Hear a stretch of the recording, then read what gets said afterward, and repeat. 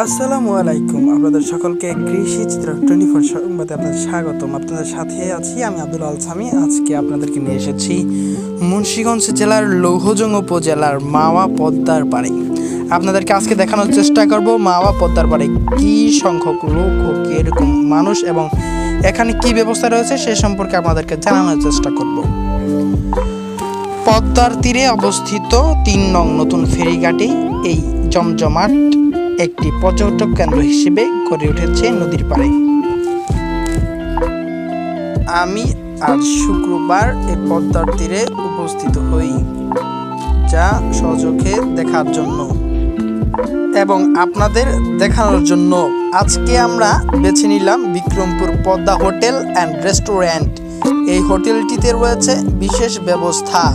পদ্মার পাড়ের এই হোটেলটি হচ্ছে দেখতে খুবই সুন্দর এবং নদীর পাড়ে, তাই মনোমুগ্ধকর হওয়ার কারণে আমরা এই হোটেলটি বেছে নেই।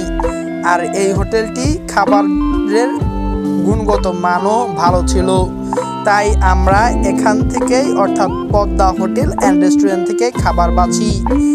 এখানে এসে দেখা যায় বিভিন্ন রকমের ভর্তা রয়েছে, মাছ রয়েছে ও বিভিন্ন ধরনের তরকারি অর্থাৎ মাংস রয়েছে।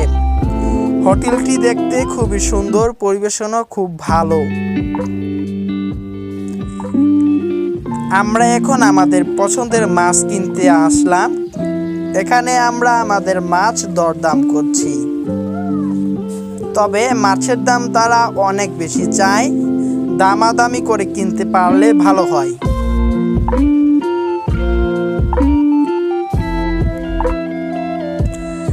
আমরা এই মাছগুলোর দাম বলেছি 5,000 টাকা, তবে তারা দিচ্ছে না।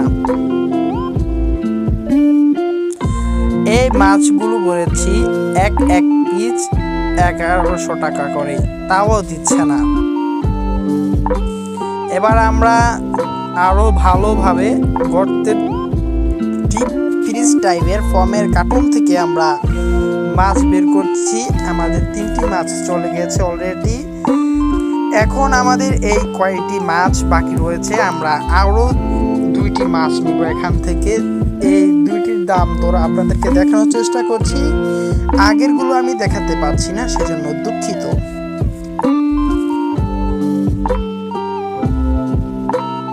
এই 2টি মাছ আমরা দামাদামি করছি।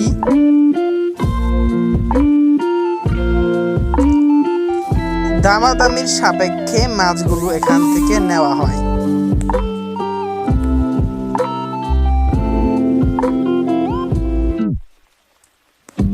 তিনি আমাদের সাথে তর্কাতর্কি করছেন, যিনি এখানে মাছ এর দায়িত্বে আছেন।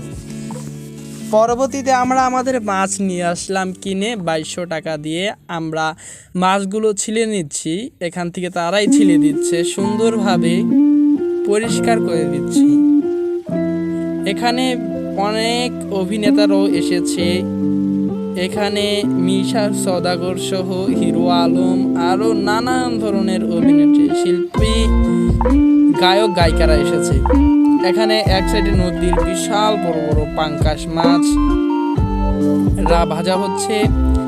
এদিক দিয়ে সেই মাছ ছোলার কাজটা সেরে নিয়ে এখন আবার মাছ কেটে ফেলছে।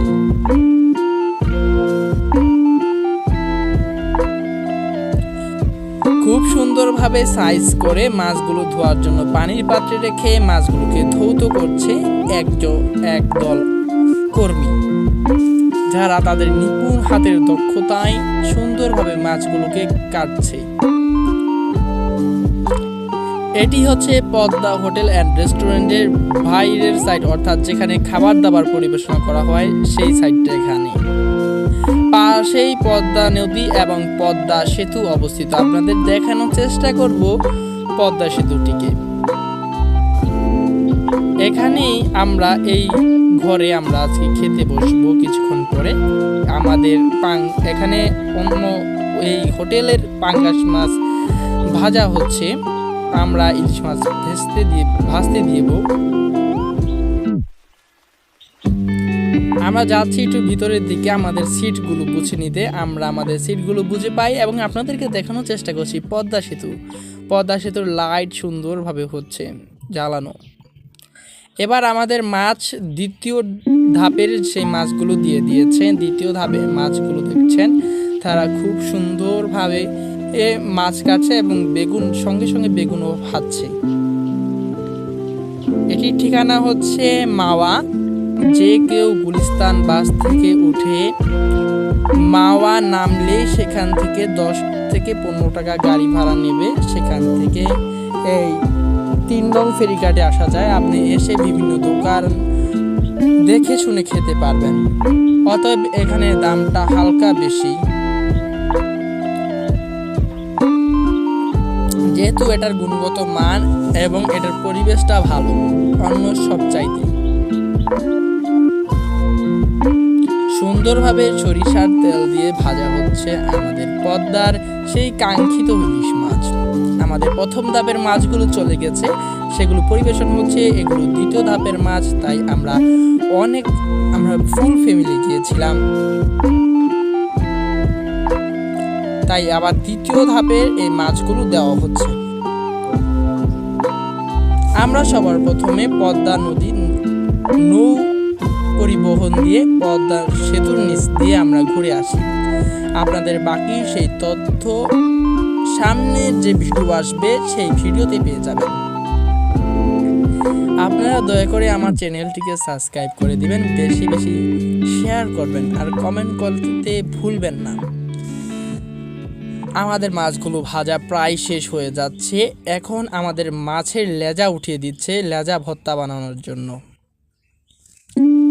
এগুলো একজন দক্ষ শ্রমিক খুব সুন্দরভাবে কারিগর ছেঁচে কাটাগুলো সুন্দরভাবে ছেঁচে নেয়।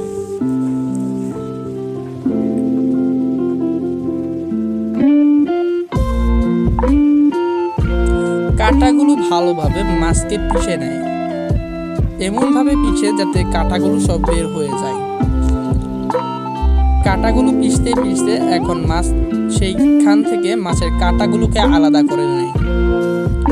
মাছের কাটা আলাদা করার পর এখানে বিভিন্ন ধরনের মশলা দেবে।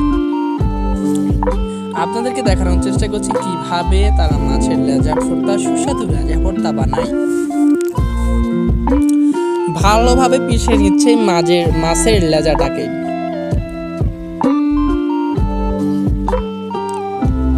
খুব সুন্দরভাবে লেড়ে চেড়ে ভালোভাবে মাছের লেজা ভর্তা বানায়। অপরদিকে আমাদের ইলিশ মাছ চলে গেল। এখন আমরা নিব আমাদের ভর্তাটা রেডি হয়ে গেছে কাটাগুলো ছেড়ে। এখন এই যে কমপ্লিট আমাদের ভর্তা, এই যে দেখতে পাচ্ছেন।